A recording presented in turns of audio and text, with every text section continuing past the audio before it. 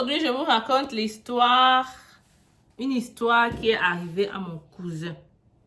L'histoire là, c'est l'histoire de beaucoup d'entre vous. Vous vivez la même chose chez vous. Oui, l'histoire là m'a scandalisée. En tout cas, écoute la vidéo jusqu'à la fin. Ça sûrement tu es dans le même cas que mon cousin, mais tu ne sais pas. Alors, il y a quelques jours, j'ai organisé des visioconférences. J'ai décidé d'aider plus mes nouveaux arrivants à réussir leur intégration au Canada. Je vais t'inviter à m'écrire si tu veux participer à ces visioconférences parce que les places sont très limitées. Nous avons déjà eu quelques personnes qui ont déjà payé pour y accéder. Donc, si tu es intéressé, n'hésite pas. On va parler de tout. Immobilier, trouver de l'emploi au Canada en tant que nouveau arrivant, que faire, qu'est-ce qu'on ne doit pas faire. Je vais te partager mon expérience et probablement tu vas aussi écouter le vécu, les expériences de d'autres entrepreneurs au Canada. Je suis Stell Difac, je vis au Canada depuis déjà 10 ans. Je suis arrivée comme étudiante, aujourd'hui résidente permanente. Alors, j'entreprends au Canada depuis longtemps et je suis née de famille d'entrepreneurs. N'hésite pas à nous contacter pour profiter de notre réseautage et surtout pour te connecter avec des gens comme toi ici au Canada. Si tu es intéressé, tu m'écris par email hello@cfacile.com. Merci.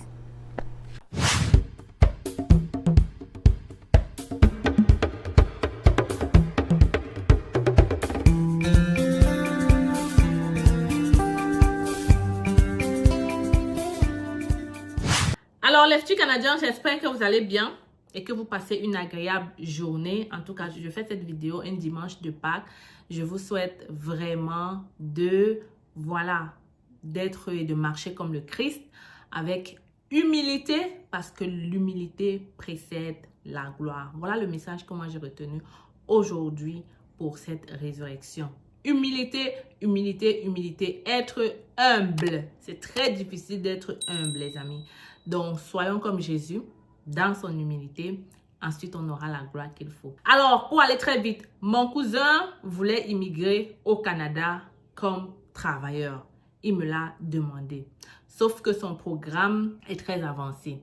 Je lui ai dit, il est mieux pour toi d'aller avec la résidence permanente. Il m'a dit, oh, c'est cher, Stell, c'est vraiment trop cher. On parle des millions si je dois aller avec ma famille. Moi, je me suis dit, écoute, ton profil est mieux avec la résidence permanente.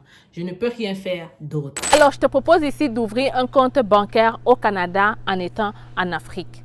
2 conditions à remplir. Premièrement, il faut que tu aies ton approbation de visa ou encore que tu sois nouveau arrivant au Canada. Si tu remplis ces 2 conditions, n'hésite pas à m'écrire par email pour que je te donne le formulaire. Si par contre, tu n'as pas encore ton approbation de visa, ce formulaire ne te servira à rien du tout. Ceci concerne donc uniquement ceux qui ont déjà le visa pour le Canada. Ouvrir un compte bancaire en étant à l'étranger te facilitera tes transactions. Tu pourras transférer tout ton argent vers ton nouveau compte ici au Canada. Desjardins, c'est une banque qu'on ne présente plus. Pour moi, en étant résidente permanente au Canada et immigrante depuis 10 ans, c'est la meilleure banque que tu puisses avoir au quotidien. Elle est partout, dans les régions, dans la métropole. Donc, ça facilite vraiment la vie.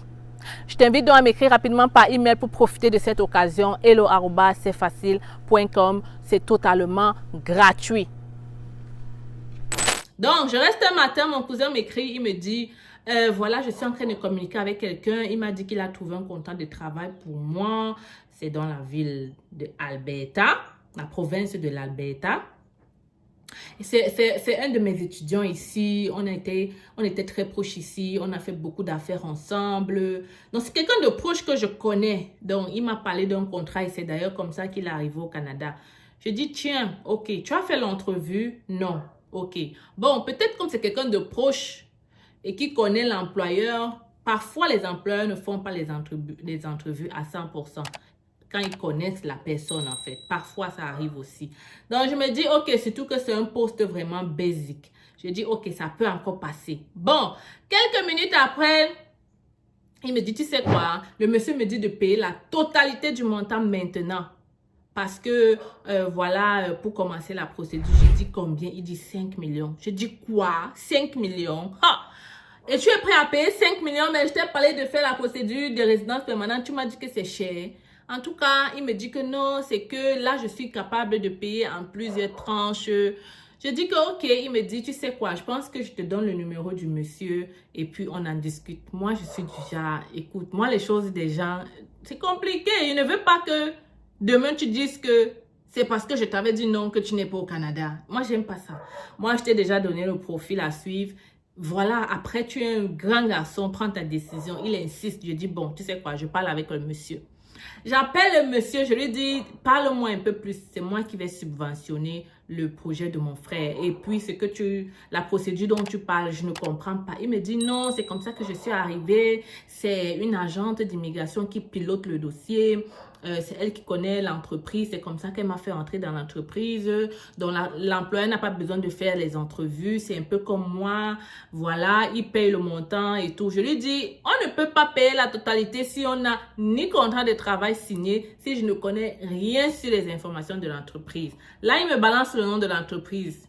Je lui dis, malgré ça, on ne peut pas sortir de l'argent si on n'a aucun contrat de travail signé. Il me dit, ben, s'il a peur, ce que je peux faire, c'est que je paye tout. Je paye toute la procédure. Et maintenant, qu'est-ce qui se passe? C'est qu'au lieu de 5 millions, ça va maintenant aller à 6 millions. Je dis quoi? En tout cas, si tu as discuté avec lui et qu'il a dit qu'il est d'accord pour ça, bon, allez-y. Si tu dis que tu prends tout en charge, peut-être que ça peut aller. Si tu prends tout en charge jusqu'à ce que je vois le visa là de mes propres yeux, au moins s'il aura mis l'argent pour quelque part, il n'aura rien dépensé avant. Donc si ça ne marche pas, c'est toi qui payes les pots cassés. Allons-y, c'est le business, allons. Alors, le lendemain ou 2 jours plus tard, mon cousin m'envoie la biométrie à aller faire. J'ai dit quoi? La biométrie? Déjà? Tu es rendu déjà à la biométrie? Donc, le monsieur a déjà fait la demande de visa jusqu'à ce que tu rentres à la biométrie. À quel moment il a eu à faire les demandes au Canada pour recruter à l'étranger? Tu n'as pas signé de contrat de travail. Il me dit non. Tu n'as pas eu un contrat de travail que tu as signé parce qu'il y a des employés qui ne sont pas obligés de demander le code UMT. Alors là, ça va un peu plus vite. Je dis, ok, peut-être ton employeur ne doit pas demander le code UMT. Mais au moins, tu dois avoir signé les contrats de travail et tout et tout. Mais là, tu as déjà les empreintes. Mon gars, moi, je vais te dire l'affaire là, non. Tu avances seulement, mais moi, je te dis déjà, c'est très louche. Et là, boum, il m'envoie les documents. Les formulaires. Je vois demande de visa visiteur.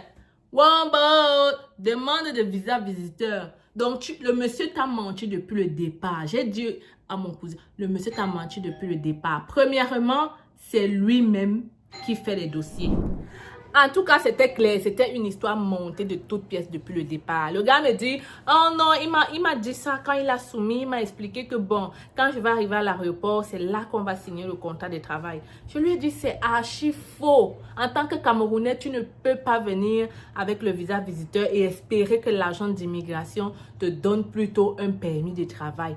Tu vas entrer comme visa visiteur et le monsieur est conscient et il sait que arrivé là, tu vas devoir demander l'asile. En réalité, c'est comme ça qu'il est venu. Il est venu de cette manière. Il a envie de te mettre dans le même piège. Pourtant, il sait que c'est la chose la plus ignoble qu'il faut faire pour entrer au Canada.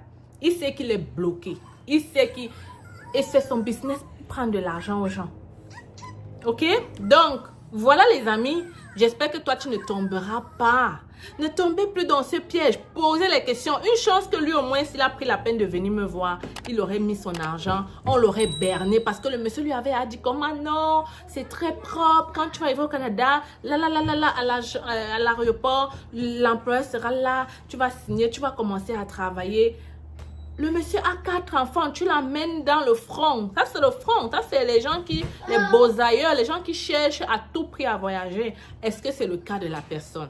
Avant de prendre certaines initiatives, regarde la personne en face de toi. En tout cas, moi, j'ai été vraiment déçue de cette personne qui a même osé causer au téléphone avec moi. J'espère qu'il reconnaît l'histoire sur cette vidéo.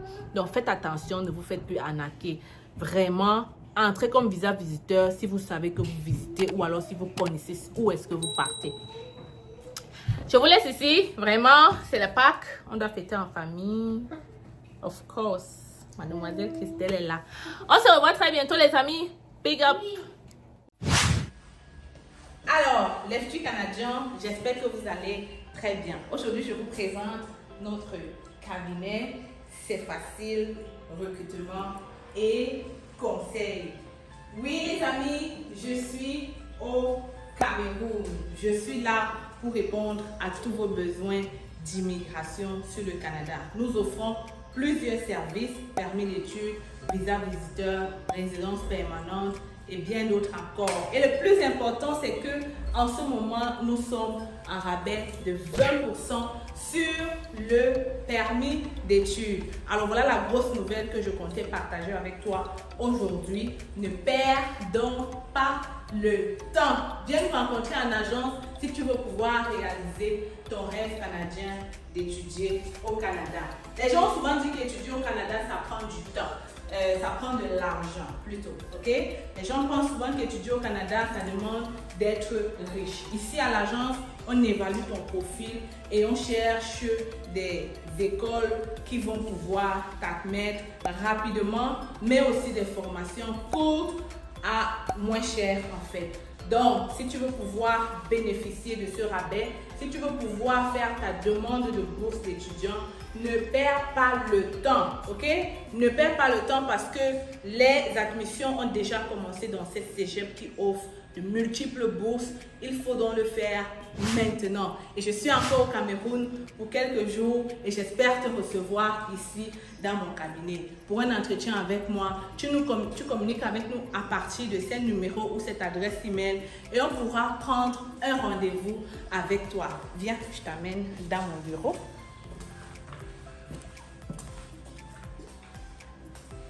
Alors, bienvenue dans le bureau de C'est facile.